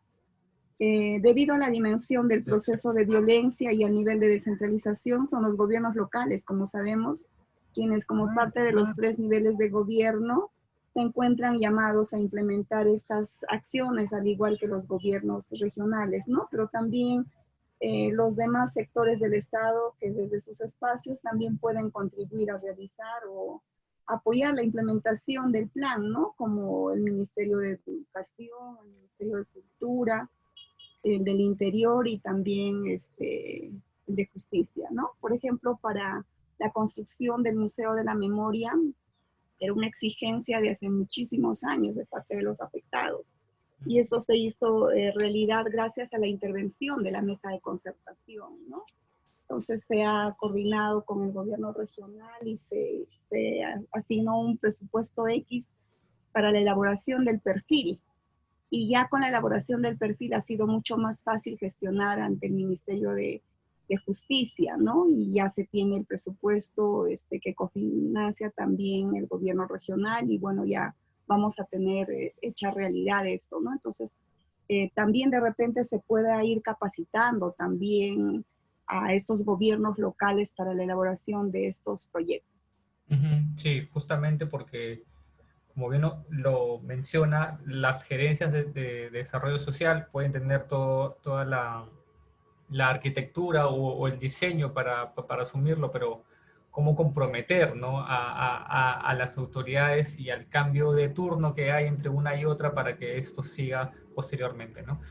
Un tercer eje, ya estamos acabando, un tercer eje sobre este Plan Nacional de Memoria tiene que ver con esas acciones de pedagogía y cómo se comunica la memoria, ¿no? ¿Cómo hacer, qué tipo de acciones habrían que realizarse para recuperar y o educar sobre las memorias de la violencia, ¿no? Ya se ha mencionado mucho esto de la importancia de recuperar las memorias locales, sobre todo de aquellas zonas en donde por obvios motivos la Comisión de la Verdad o el Estado aún tiene problemas para llegar, ¿no? Pero ¿cuál es el rol y de qué manera se puede recuperar o educar acerca de las memorias de la violencia en la sociedad, ¿no? De repente en las escuelas, en las universidades, se está hablando de eso en Ayacucho, en la universidad pública, en los colegios públicos y privados, ¿se habla, no se habla? ¿Qué experiencia se conoce que ha habido en la región para tratar este tema en las escuelas?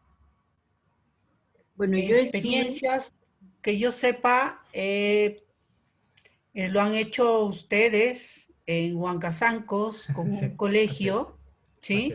Sí. Ustedes tienen ya un piloto y el resultado de esa experiencia. Nosotros como Comiset también hemos trabajado un pequeño proyecto de cómo enseñar la memoria y derechos humanos en los 3 niveles, inicial, primaria, secundaria.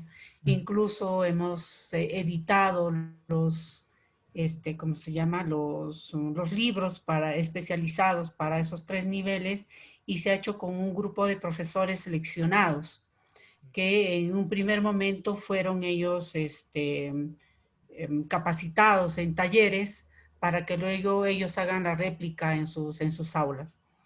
Pero todavía falta hacer una política educativa que masifique de repente estas experiencias, ¿sí? Porque solamente son pilotos y son experiencias puntuales, pero que se necesitan, yo creo que masificar a nivel de la región y obviamente de todo el Perú.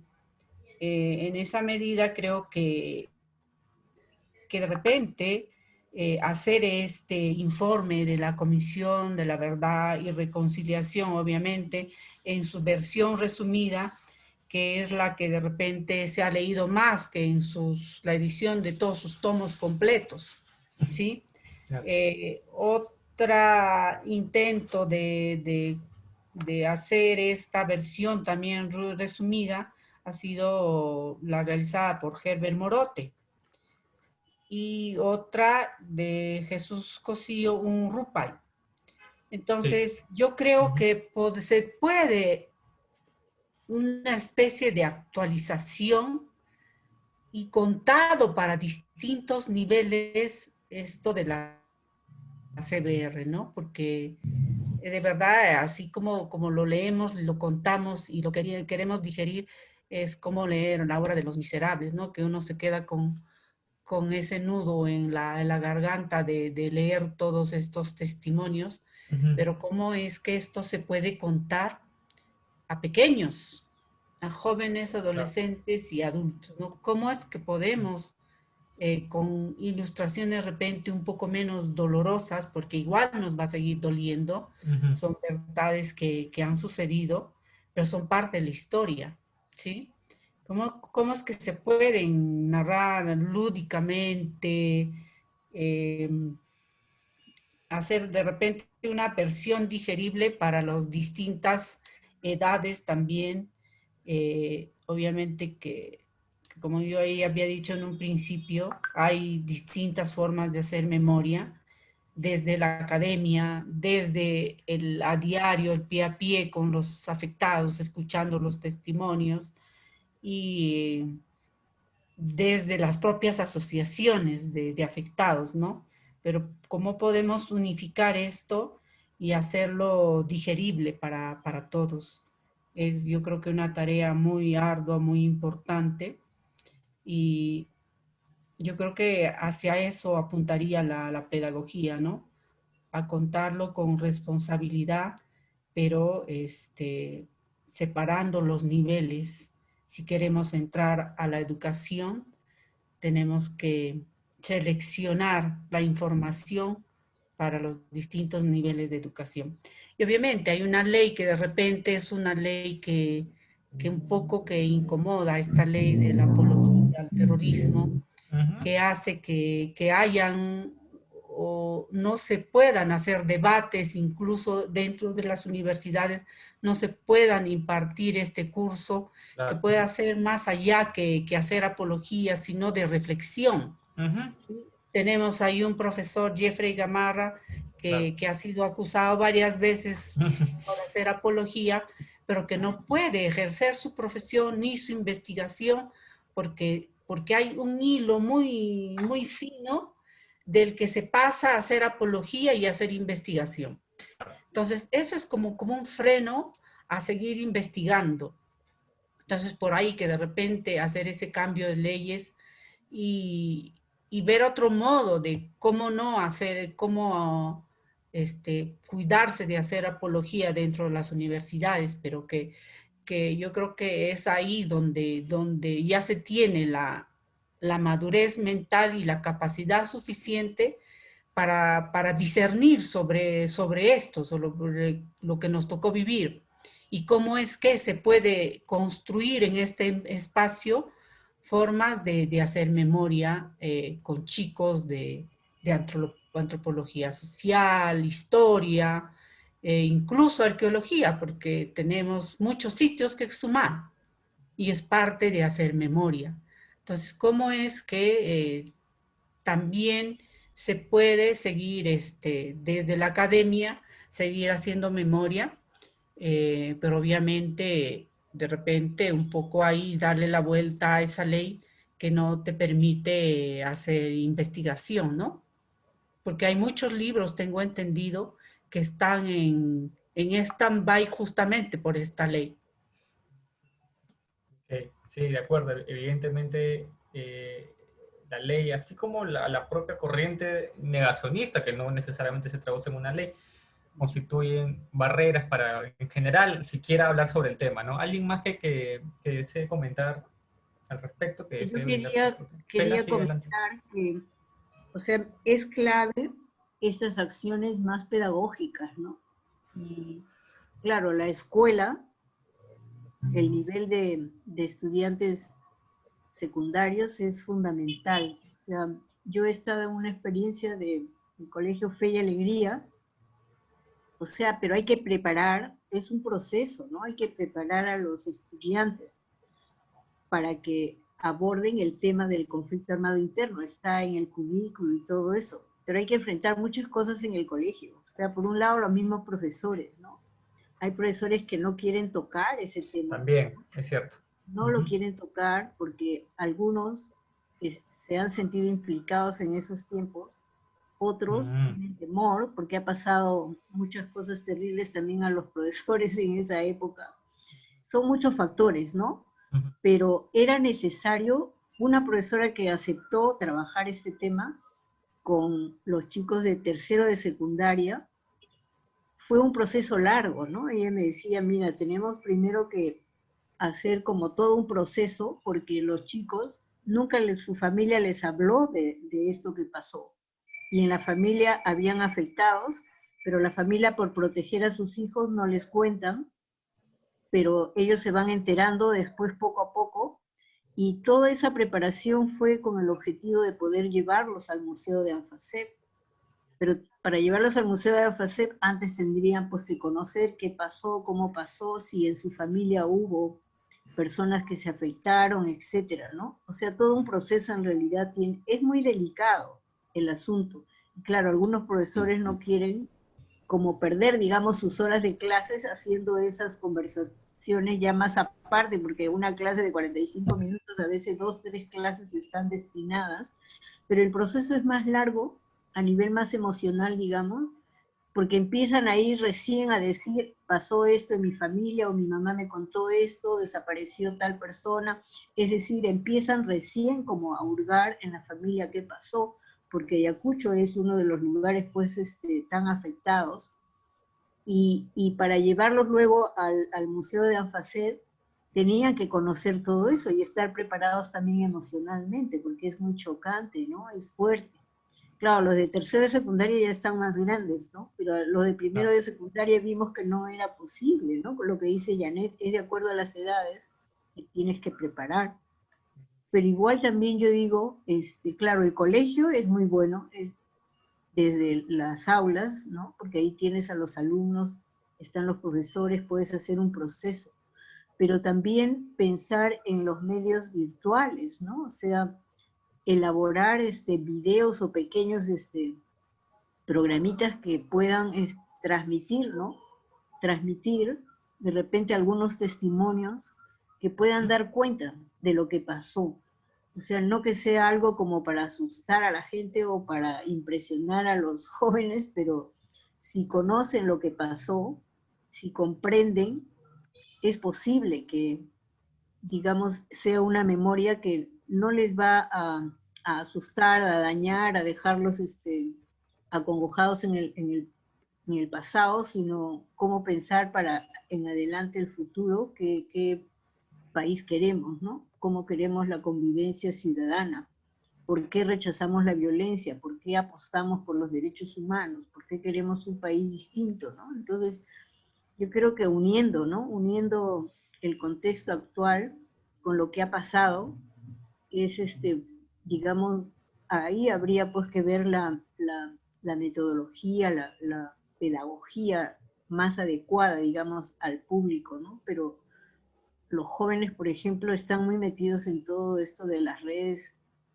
y todo el tema más virtual, que por ahí habría que hacer un esfuerzo, ¿no? De crear, de innovar, de ver también los tiempos adecuados en los que se pueda difundir, ¿no? O sea, como decía Janet, nos falta difundir lo del informe de la CDR, o sea, adecuándolo a los públicos, a los grupos, a los lugares, porque cada lugar también es distinto, pero también la propia memoria de la región o de la ciudad donde los jóvenes están, ¿no? Porque si no, ¿cómo digamos, no, la memoria pues no va a ser algo que nos enseñe para adelante, para vivir distintos, ¿no? Ernesto había levantado la mano. Sí, gracias, Eduardo. Sí. Sí, yo creo que interesante las experiencias que han hecho referencia las compañeras. Nosotros, respecto a este tema de los ejes del Plan Nacional de Memoria, digamos, desde la experiencia de allá y desde la experiencia de la implementación del Santuario de la Memoria, creo que también nos hemos visto inmersos en interpelaciones, ¿no? Un espacio de memoria que pueda precisamente abrigar todos estos ejes que se plantean digamos, como parte de la política pública del Plan Nacional de Memoria, ¿no? Este componente de reconocimiento, respeto y dignificación es sumamente central, ¿no? Creo que es central para cuando se trabaja el tema de memoria, ¿no? Creo que uno de los ejes fundamentales. Tanto más conociendo la experiencia del conflicto, digamos, el conflicto social político-social por el que atravesamos, ¿no? Y sobre todo teniendo en cuenta, digamos, a las víctimas, ¿no? Ese es el eje fundamental, creo, por lo menos de una política pública basado en la memoria, ¿no? Las víctimas. Las víctimas. El reconocimiento de las víctimas, como decía, la dignificación de las víctimas. A partir de ello, creo que el Estado tiene un rol fundamental, ¿no es cierto? Precisamente en el tema como garante, digamos, para que no se puedan, si se quiere, repetir esos hechos, ¿no? En la experiencia de la implementación del Santuario de la Memoria, tenemos eso, o sea, ahora mismo estamos, digamos, en un proceso de interpelación constante para, de alguna manera, que, digamos, todos estos componentes puedan plasmarse, digamos, en ese concepto arquitectónico, digamos, en ese contenido que le queremos dar al espacio, ¿no? Entonces, yo creo que un proceso digamos, de memoria, por supuesto, no puede estar desligada de los procesos de verdad, justicia y reparación, ¿no?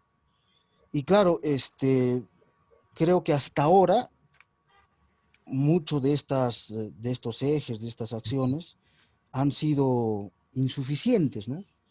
Ya han hecho referencia respecto al tema del rol pedagógico que tiene la memoria, pero no solamente, digamos, como presupuesto, digamos, o como parte de la enseñanza y como parte del currículo escolar, ¿no? Sino, digamos, en la posibilidad asimismo de encontrarnos, como bien lo han señalado en todo este diálogo, ese nexo, esos procesos de encuentro, digamos, partiendo evidentemente de nuestras diferencias, ¿no? Entonces, es importante, evidentemente, rescatar ese rol, digamos, interpelador, pero al mismo tiempo transformador de la memoria, ¿no? Ya lo han hecho, ya han señalado un rol, incluso tiene un rol de sanación, un rol de encuentro, en fin, ¿no? Y creo que el contar precisamente con un Plan Nacional de Memoria, que es parte de una política pública un poco tardía, ¿no es cierto? Creo, hay que reconocer que es un poco tardía. Sin embargo, creo que a pesar de no contar, digamos, con estos esfuerzos, es importante y creo que hay que rescatar muchas de las experiencias que desde las organizaciones de víctimas, que desde las organizaciones de sociedad civil y últimamente desde las acciones del propio Estado, que el propio Estado viene llevando, digamos, en estos últimos años, ¿no? Y por eso creo que es importante contar con este plan, porque eso de alguna manera permite, es como una directriz que va a permitir de alguna manera que no solamente los estamentos de la administración pública, los funcionarios, etcétera, etcétera, todo el aparato estatal, pero también, digamos, las organizaciones de sociedad civil y de las víctimas, como hacía referencia, podamos tener estas directrices y podamos, a partir de ello, realizar diversas acciones, ¿no? Muchas veces, cuando se habla ahora todavía de memoria, hay ciertos estigmas, ¿no es cierto?, de determinados grupos, de determinados actores, ¿no? Es harto conocido las acciones contra el contra el Ojo que Llora, en fin, contra ANFACEP, nosotros lo sufrimos permanentemente, ¿no? Ya ha hecho referencia Janet, estos temas de negación, de negacionismo sistemático que se han ejercido desde diversos actores, como hacía referencia, ¿no? Y desde diversas instancias, ¿no es cierto? Entonces, nuevamente rescato la posibilidad de que se pueda construir este plan porque, como decía, va a ser un marco normativo que va a permitir que cada uno de los actores, digamos, del Estado, de la sociedad civil, de la sociedad, podamos realizar acciones en pos de, digamos, generar la dignificación, el reconocimiento de las víctimas y permitir estas garantías de no repetición, ¿no? Y construir finalmente, como siempre se hace, la cultura paz, ¿no? Bien, Gracias. de acuerdo, gracias. Quería agregar dos cositas. Los constructores de paz son jóvenes universitarios también con los que trabajamos. Ellos realizan el recorrido a lugares o sitios de memoria en Ayacucho, en Huamanga. Entonces también vemos que eso tiene un rol muy pedagógico, ¿no? En el sentido de que, o sea, lo ofrecen a las delegaciones de visitantes que llegan a Ayacucho y que se interesan por el tema de derechos humanos, pero también con adolescentes, y entonces los constructores de paz se preparan para poder explicar cada lugar de memoria, ¿no? De acuerdo a la edad y al grupo que participa. Pero es muy, o sea, es muy, muy bueno en el sentido de que como van al lugar, y en el lugar explican lo que ha pasado, es muy reconocido por ese lado, y algunos dicen, yo ni siquiera me hubiera imaginado ir a conocer un lugar y pensar en lugares de memoria, pero si ustedes nos han planteado eso, me parece muy bueno, ¿no? Y por otro lado, como antes hacían el recorrido pues presencial, ellos ahora han hecho un video, claro que solo han puesto 3 lugares de memoria, pero han hecho un video que también lo han estado ofreciendo a los colegios para que los chicos puedan verlos, ¿no?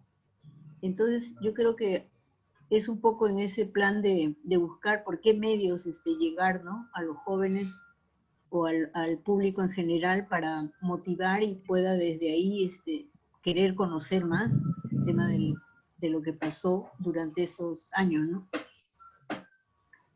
Bueno, eso quería agregar. Bueno, este diálogo podría extenderse muchísimo más y no quisiera quitarles más tiempo del que ya generosamente nos han proporcionado. Igual, de todas formas, quisiéramos agradecerles a todos y a todas por estas primeras impresiones que hemos comenzado a recoger. Evidentemente, este proceso gira, como ya lo ha mencionado Ernesto, gira completamente en torno a las víctimas y a los familiares principalmente. Eso no quiere decir que hayan otros actores como la misma sociedad civil que tiene una postura, una voz importante que tenemos que recoger, y además porque de alguna manera también han sido víctimas de este periodo al haber estado trabajando tanto tiempo de la mano y al haber recibido también, al haber recibido ataques, etcétera, etcétera, y al haber acompañado a las propias víctimas, ¿no? Nada, simplemente agradecerles una vez más y seguiremos con este proceso adelante. Vamos a tomar evidentemente todas las opiniones y comentarios que han dicho al respecto, porque nuestra intención es justamente que este plan pueda recoger la mayor cantidad de voces y demandas y posturas al respecto para que sea un plan más consensuado, que sea que responda efectivamente a la realidad, ¿no? Y no sea más bien a la inversa. Un último agradecimiento y cualquier consulta o comentario o aspecto que tengamos que tomar en cuenta, tanto Giovanni como yo o la propia Iris, que es quien coordina esta iniciativa, estamos dispuestos a escucharnos. Entonces, simplemente eso. Y nada, estamos prestos para cualquier consulta adicional. Gracias.